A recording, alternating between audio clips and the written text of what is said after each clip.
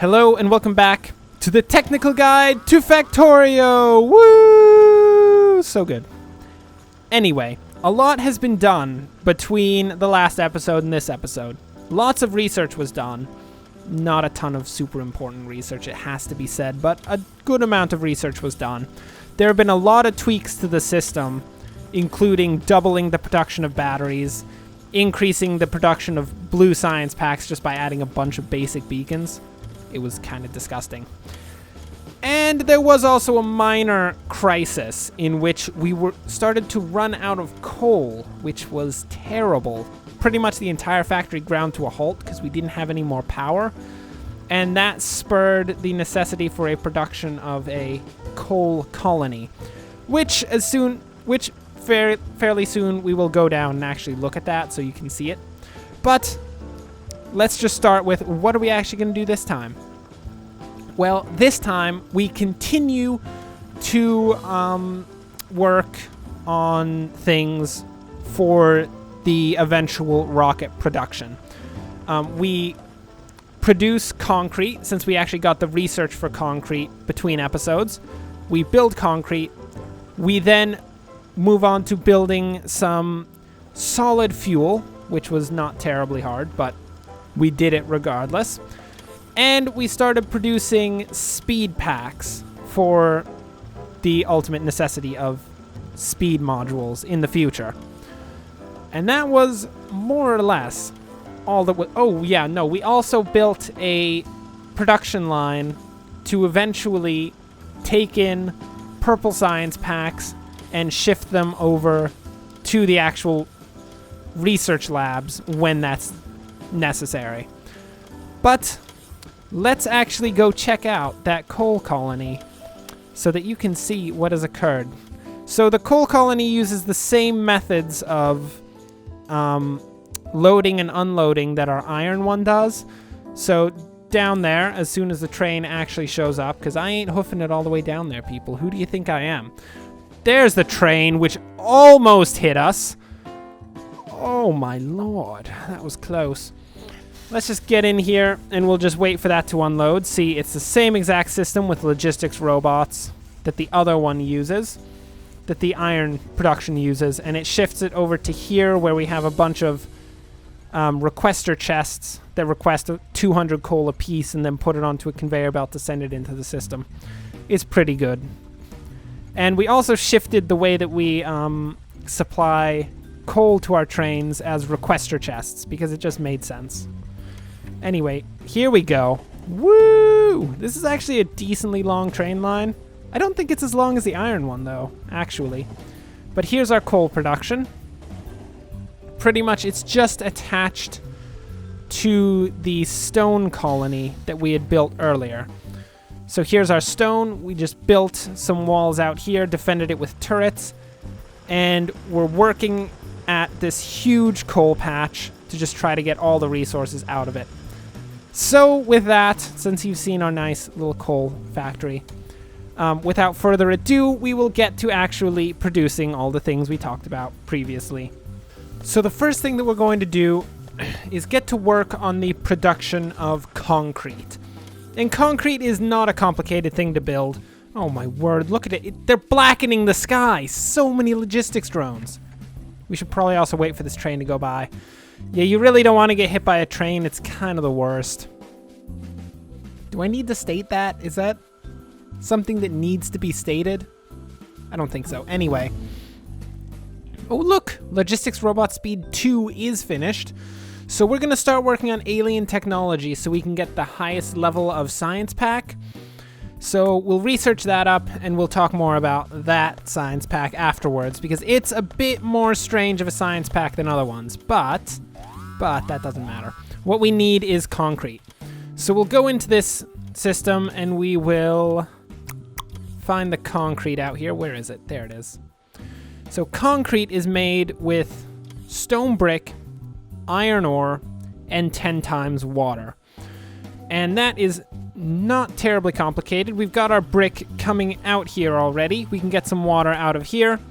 And then, given that our iron system already uses a ton of, like, requester and provider chests, we can just use those chests to pull a small quantity of iron ore.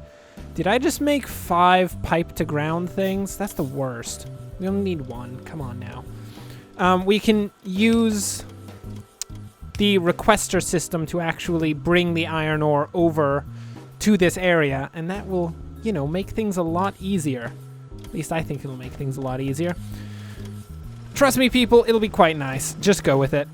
So we'll get our assembly machine all ready and raring to go, and we can start pulling the stone brick over yonder.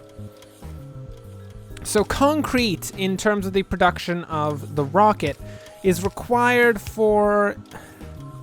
I think it's only required for the launch pad. And I'm saying only required for the launch pad, but the launch pad is a really important part of a rocket. It just so happens you kind of need that. It's pretty important. So it requires, I think, somewhere around like 200, 300, maybe even up to 1,000 concrete. So we may as well get started on producing that now rather than later. So, you know, we don't have to wait forever to get a rocket launch pad done. So we can just funnel the water into here. We get ourselves a nice fast inserter to pick stuff up from there. And do we have... We don't have enough for medium electric poles. That's the worst. Medium electric poles, come on. You're not that complicated to make. Jeez. There we go. So we'll get 1 medium electric pole out here just to fill that in, and this will go directly into a passive provider chest so that once we actually have the entire system like set up for building the launch pads, all that we actually have to do is put up a requester chest to bring the concrete over to the actual assembly machine that's building the rocket launch pad, and that will be perfect. So the other thing that we need to do is get this set up. So all we need is to do iron ore, and I think we only need 50 at a time. I mean, we only actually need 1 iron ore for each concrete, but we want a small like backlog within the requester chest so it can continue to build things up. And here it comes, all of that iron.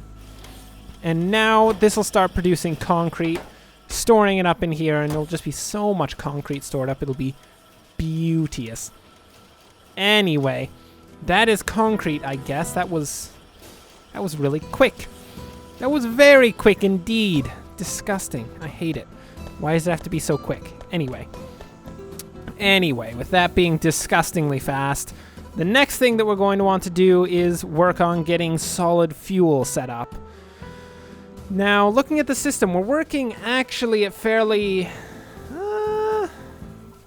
No, we're not. I was going to say we're working at fairly, like, top capacity for petroleum gas in this area, but not so much. Not so much. I think we can use petroleum gas here to build our solid fuel. So all that solid fuel requires is 2 times petroleum gas sent into a chemical plant.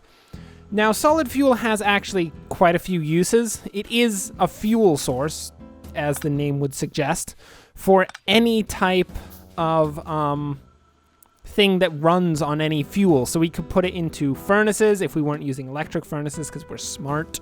We could put it into the diesel locomotives. We can put it into our car, which is technically not a car, it's a tank.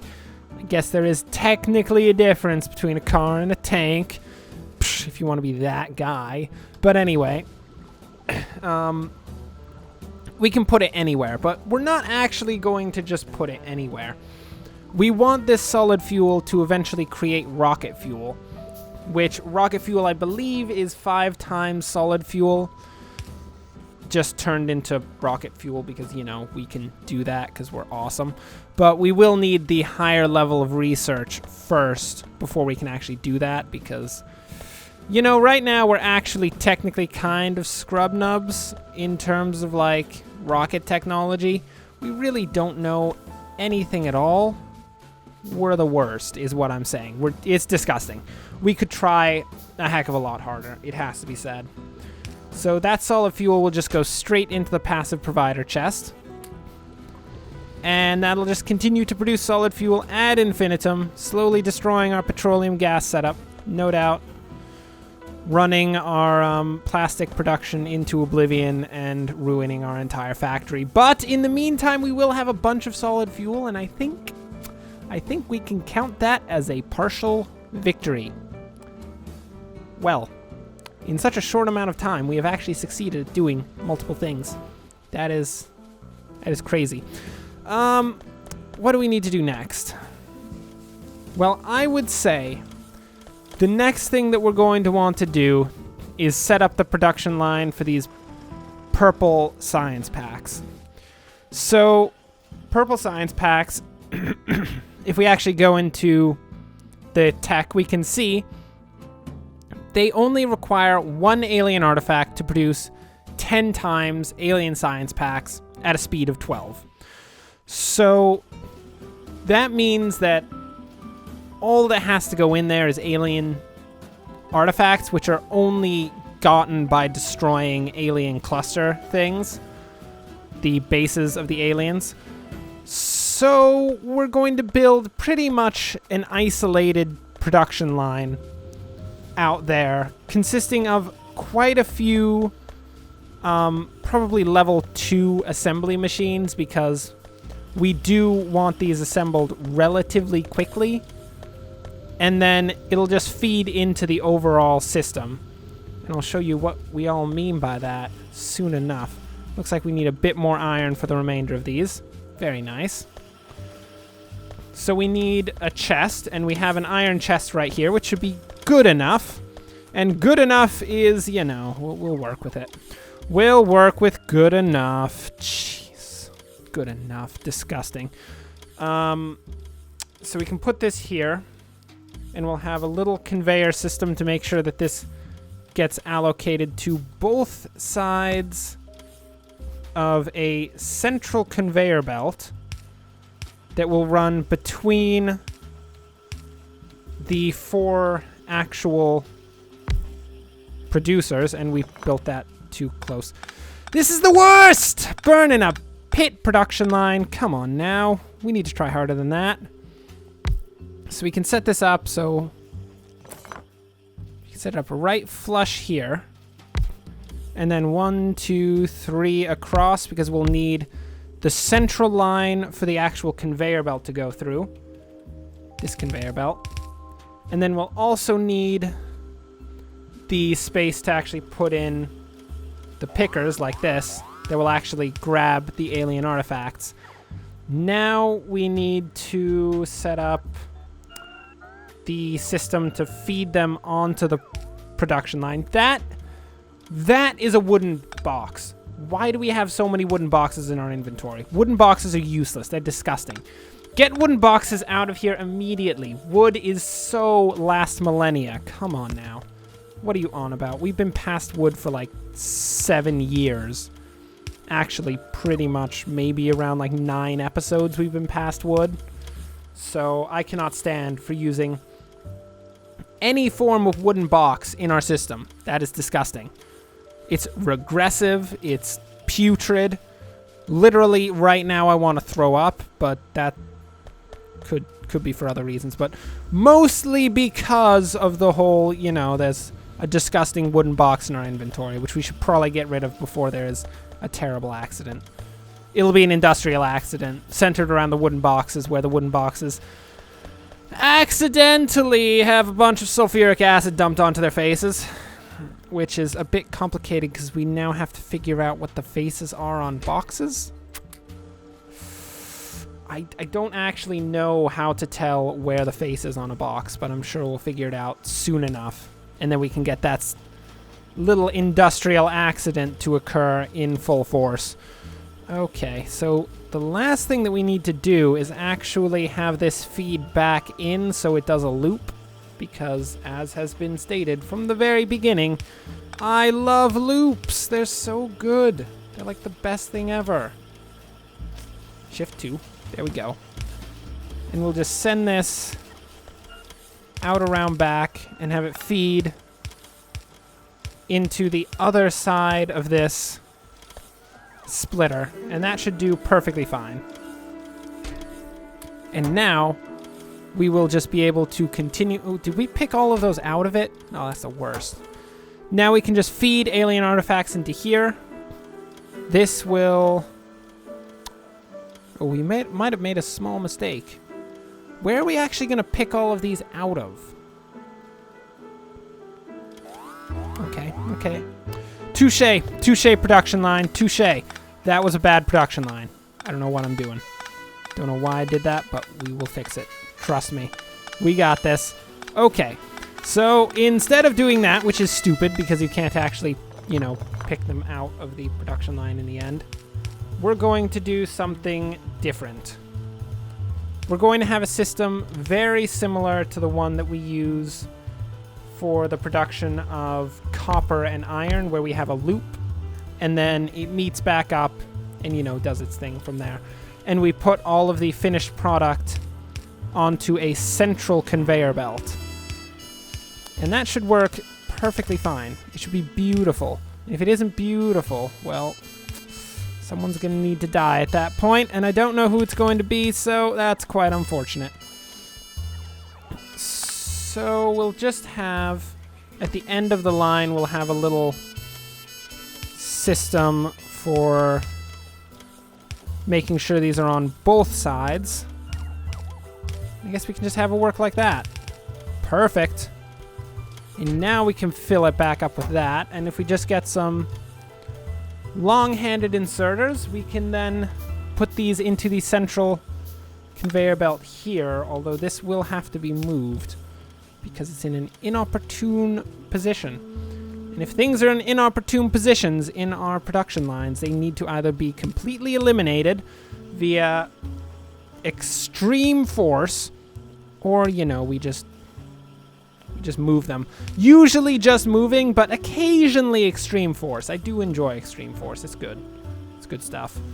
So we'll have this head over here, and we can have a fast inserter just place this onto the other side of this conveyor belt, which of course we know it will always do because that's one of those universal facts of inserters that we learned very early on. So this will make certain that blue science packs show up on the right-hand side and purple science packs show up on the left-hand side. And that'll occur all the way down to here, where all of those purple science packs can be fed into all of our nice, science facilities. It'll be great. It'll be the best. Feels so nice. My word, we are not producing red science packs at a fast enough rate. What does this do it at? We have crafting speed of 0.5. If we were to just upgrade these to assembly machine 2s, that would be 0.75 and would be significantly faster. So let's just do that. That's a pretty easy way to speed things up. Solid. And then we just set those to red science packs, and we are now producing them 50% faster? I do believe it is 50% faster, which is really solid for the small amount of resources that was necessary to actually do that. Nice. Okay. What do we need to do next? Okay. Okay. So there is the necessity. Let's check this. I believe it's under satellites. Hey, can we get some information on the satellites? Oh, yeah, there we go. Okay. We will need somewhere along here speed modules. There we go. We need a decent quantity of speed modules. So we should probably get working on that right now. Overall, we need 10 for the rocket parts. And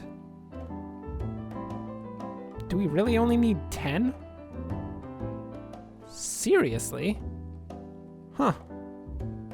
Well, I guess we only need 10 speed modules overall. That's actually not that hard to do. We can just build a nice little production line for them, and that'll be just absolutely gorgeous. So let's see. For speed modules, we need advanced circuits and electronic circuits, and we have these coming out here. We can... I don't think this was a good idea, by the way, this entire system.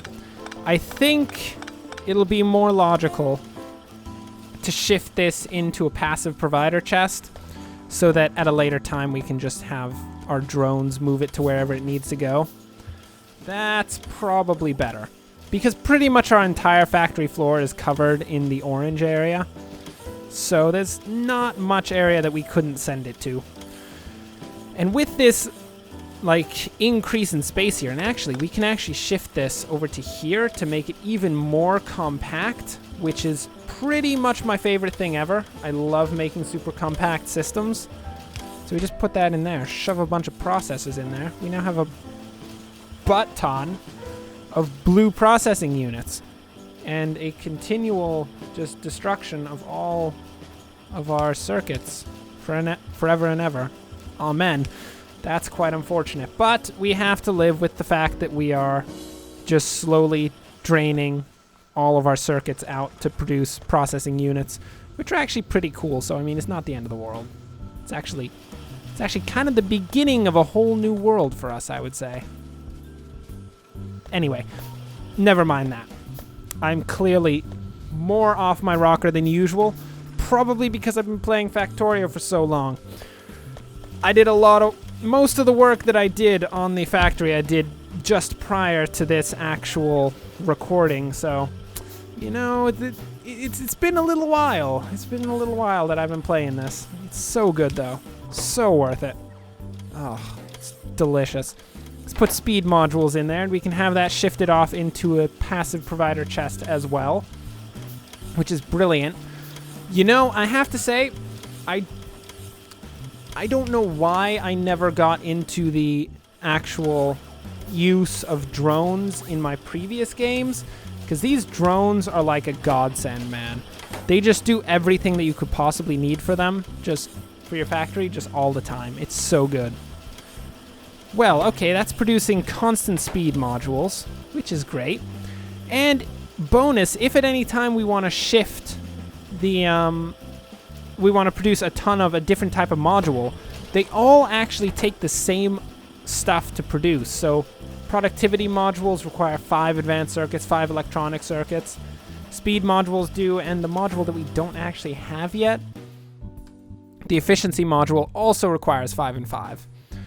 So that's pretty nice. And we can also, you know, start shifting both the processing units and these speed modules into the production of higher level modules, which do better things. We actually have a few of those in our factory down here.